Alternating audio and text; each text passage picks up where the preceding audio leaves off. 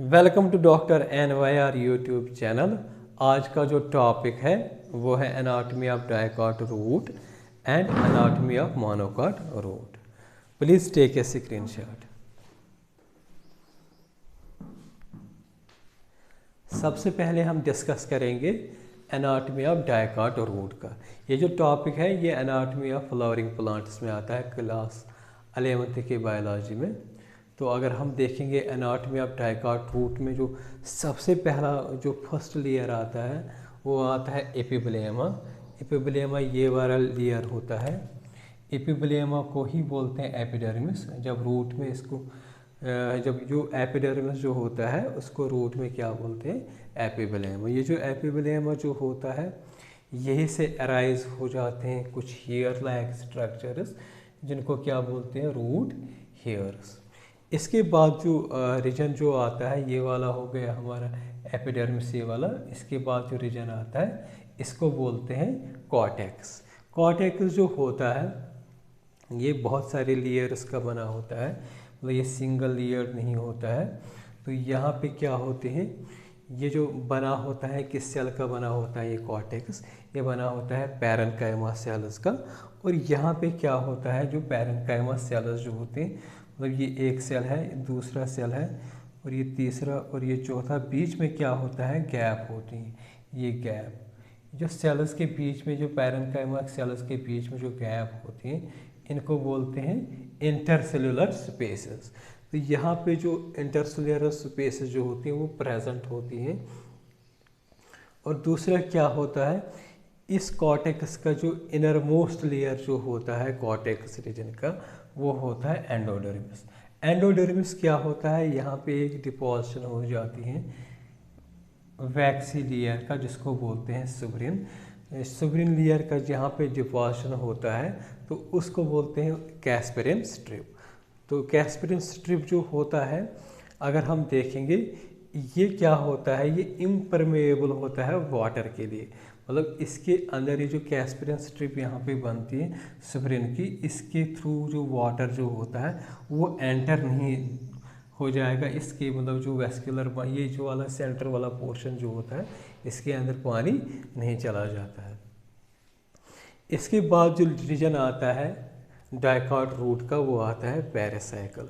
Pericycle जो होता है अगर हम देखेंगे ये वाला जो रीजन होता है यहाँ पे, ये इसी को बोलते हैं पेरिसाइकल। और पेरिसाइकल भी बना होता है पैरेन्काइमा सेल्स का। लेकिन यहाँ क्या था, यहाँ पे भी पैरेन्काइमा सेल्स का बना था ये कॉर्टेक्स, और ये जो पेरिसाइकल ये भी पैरेन्काइमा सेल्स का बना होता है। लेकिन यहाँ पे क्या होता है, जो पैरेन्काइमा जो होती हैं वो थिन वॉल्ड सेल्स होती हैं, और जो पेरिसाइकल में पैरेन्काइमा सेल्स होती हैं वो थिक वॉल्ड होती हैं। ये जो पेरिसाइकल जो होता है इसमें जो पैरेन्काइमा सेल्स जो होते हैं ना, जब हमने पढ़ा था रूट में, रूट को जब पढ़ा था डिफरेंट जोन्स ऑफ रूट पढ़ा था, मॉर्फोलॉजी ऑफ फ्लावरिंग प्लांट्स में, वहाँ पे हमने पढ़ा था लैटरल रूट्स। तो ये जो लैटरल रूट्स होते हैं तो, और दूसरा क्या होता है कैम्बियम जो होता है, तो ये यही से इन्हीं पैरेन्काइमा सेल्स से बनता है। तो ये वेस्कुलर कैम्बियम का मतलब क्या होता है, कैम्बियम बहुत सारे टाइप्स के होते हैं, लेकिन जो कैम्बियम वेस्कुलर टिश्यूज़ के बीच में होता है उसको बोलते हैं वेस्कुलर कैम्बियम। तो ये जो वेस्कुलर कैम्बियम होता है और ये जो लैटरल रूट्स जो होते हैं ये इम्पॉर्टेंट है याद रखने के लिए। यही ये जो पैरेन्काइमा के सेल्स जो होते हैं, ये पेरिसाइकल में जो पैरेन्काइमा सेल्स होते हैं यही से इनके जो ऑरिजिन जो होता है ये लैटरल रूट्स और कैम्बियम का यही से होता है। पिथ जो होता है यहाँ पे, जो डाइकॉट रूट जो होता है यहाँ पे पिथ बहुत स्मॉल होता है। ये वाला जो पोर्शन जो होता है ये बिल्कुल स्मॉल होता है। दूसरा क्या होता है, डाइकॉट रूट में जो पिथ होता है वो वेल डेवलप्ड नहीं होता है। इसके बाद जो पार्ट जो आता है या रीजन जो आता है डाइकॉट रूट का वो आता है वेस्कुलर बंडल्स। वेस्कुलर बंडल्स का मतलब क्या होता है, जाइलम एंड फ्लोएम। तो यहाँ पे क्या होता है, जो जाइलम एंड फ्लोएम जो होता है ना, यहाँ ये प्रेजेंट होते हैं 4 या 2 या 4। मतलब अगर हम देखेंगे डाइकॉट में 1, 2, 3 एंड 4, इसी तरीके से जो फ्लोएम जो होता है ये भी इसी तरीके से 4 या 2 या 4 प्रेजेंट होता है, 2 से ज़्यादा ये प्रेजेंट नहीं होता है डायकॉट रूट्स में वेस्क्यूलर बंडल्स। और दूसरी इम्पॉर्टेंट बात होती है, ये जो जाइलम जो होता है और फ्लोएम जो होता है, इनमें टिश्यू मतलब होता है जिसको बोलते हैं वेस्क्यूलर कैम्बियम। इनके बीच में एक टिश्यू होते हैं, उसको बोलते हैं वेस्क्यूलर कैम्बियम। जब ये वेस्क्यूलर कैम्बियम इनके बीच में होता है ना, तो यहाँ पे क्या होता है, ये रहता है ओपन, मतलब यहाँ पे जो वेस्क्यूलर बंडल्स जो होते हैं वो ओपन रहते हैं, और यहाँ पे क्या होता है, सेकेंडरी ग्रोथ होता है। सेकेंडरी ग्रोथ जो होता है वो यहाँ इसी कैम्बियम जो यहाँ पे इनमें जो बीच में कैम्बियम जो होता है, यहीं से स्टार्ट हो जाता है सेकेंडरी ग्रोथ। जितने भी टिश्यूज़ होंगे ना, ये जो एंडोडर्मिस होता है, ये वाला वो हो गया एंडोडर्मिस, इसके अंदर जितने भी टिश्यूज़ होते हैं, फॉर एग्जांपल पेरिसाइकल हो गया, ये वेस्कुलर बंडल्स हो गया और पिथ हो गया, उनको कलेक्टिवली क्या बोलते हैं, स्टील। मतलब अगर हम देखेंगे मतलब स्टील क्या होते हैं, स्टील क्या होता है, जितने भी मतलब पार्ट्स होते हैं इस एंडोडर्मिस के अंदर, पेरिसाइकल फॉर एग्जांपल पेरिसाइकल हो गया, पिथ हो गया, वेस्कुलर बंडल्स, उसी को बोलते हैं स्टील। तो यहाँ पे क्या होता है, अगर हम देखेंगे ना, ये प्रोटोजाइलम है और ये है मेटाजाइलम। प्रोटोजाइलम मैंने यहाँ पे कुछ स्ट्रक्चर बनाया है, ये जो बड़ा वाला जो होता है इसको बोलते हैं मेटाजाइलम, और जो छोटे वाले जो होते हैं इनको बोलते हैं प्रोटोजाइलम। प्रोटोजाइलम मतलब होता है फर्स्ट फॉर्म्ड जाइलम। तो ये वाला जो छोटा जो होता है प्रोटोजाइलम, फर्स्ट फॉर्म्ड जाइलम जो होता है, जब ये टुवर्ड्स द पेरिफेरी होगा, मतलब अगर हम देखेंगे पेरिफेरी का मतलब क्या होता है, यहाँ से अगर हम स्टार्ट करेंगे, यहाँ से मतलब यहाँ से ये आउटर मोस्ट लेयर होता है एपिडर्मिस, इनर मोस्ट पार्ट जो होता है वो पिथ। मतलब अगर हम पिथ से अगर ये जो होता है ना प्रोटोजाइलम, अगर ये टुवर्ड्स द पिथ होगा, मतलब प्रोटोजाइलम की डायरेक्शन जो प्रेजेंट जो होगा ये सेंटर की तरफ होगा, तो इस कंडीशन को क्या बोलते हैं, एंडार्क।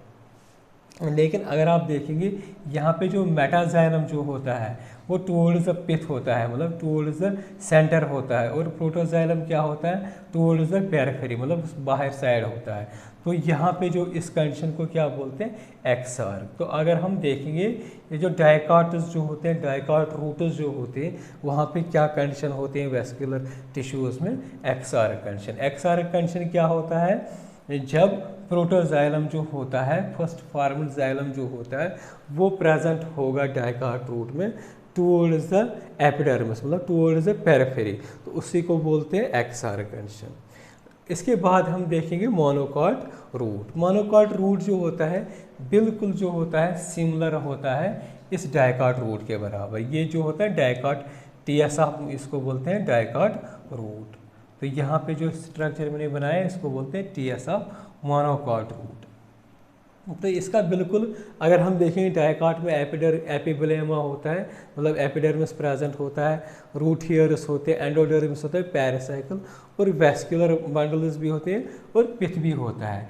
लेकिन यहाँ पे क्या होता है, जो डायकॉट्स में हमने देखा है यहाँ पे सिर्फ 4 वेस्कुलर बंडल्स प्रेजेंट थे, 1 2 3 4। लेकिन मोनोकॉट रूट जो होता है, मोनोकॉट रूट के वेस्कुलर बंडल्स में जो कितने होते हैं, 6 से ज़्यादा होते हैं, 6 से ज़्यादा। जब 6 से ज़्यादा प्रेजेंट होते हैं ना ये जाइलम बंडल्स, मतलब अगर देखेंगे यहाँ पे एक जाइलम बंडल हो गया, 2 3 4 5 6 7 8, मतलब 6 से ज़्यादा यहाँ पे जाइलम बंडल्स होते हैं, तो उस कंडीशन को क्या बोलते हैं, पॉलीआर्क। तो अगर हम देखेंगे सिर्फ इतना डिफरेंस, एक डिफरेंस ये हो गया कि जो मोनोकॉट्स जो होते हैं यहाँ पे जो कंडीशंस होते हैं, जो कंडीशन यहाँ पे होते हैं वो होते हैं पॉलीआर्क। पॉलीआर्क का मतलब होता है जाइलम यहाँ पे 6 से ज़्यादा होते हैं और डायकॉट्स में सिर्फ 4 होते हैं। दूसरी इम्पॉर्टेंट डिफरेंस क्या रहती है, जो पिथ होता है डायकॉट रूट्स में वो वेल डेवलप्ड नहीं होता है, और कभी कभी अगर प्रेजेंट भी होगा तो बहुत स्मॉल होता है। लेकिन मोनोकॉट्स में क्या होता है, ये जो पिथ जो होता है ये लार्ज होता है, दूसरा इसके साथ साथ क्या होता है, ये वेल डेवलप्ड भी होता है। एक और इम्पॉर्टेंट जो डिफरेंस होती है डाइकॉट से मोनोकॉट रूट का, वो ये है जो मोनोकॉट रूट जो होता है उसमें सेकेंडरी ग्रोथ नहीं होता है, क्योंकि यहाँ पे जो होता है वेस्कुलर कैम्बियम एब्सेंट होता है। उसकी वजह से क्या होता है, जो मोनोकॉट रूट जो होते हैं उनमें सेकेंडरी ग्रोथ नहीं होता है, क्योंकि सेकेंडरी ग्रोथ जो होता है ना वो मेरिस्टम से ही होता है, किसी मेरिस्टम से होता है। तो जो मेरिस्टम, जिस मेरिस्टम से यहाँ पे सेकेंडरी ग्रोथ होता है वो होता है कैम्बियम, जो मोनोकॉट्स में एब्सेंट होता है। अगर आप लोगों को हमारा ये वीडियो अच्छा लगा होगा, प्लीज़ इस चैनल को सब्सक्राइब कर दीजिएगा, वीडियो को लाइक एंड शेयर कर दीजिएगा। Thank you very much.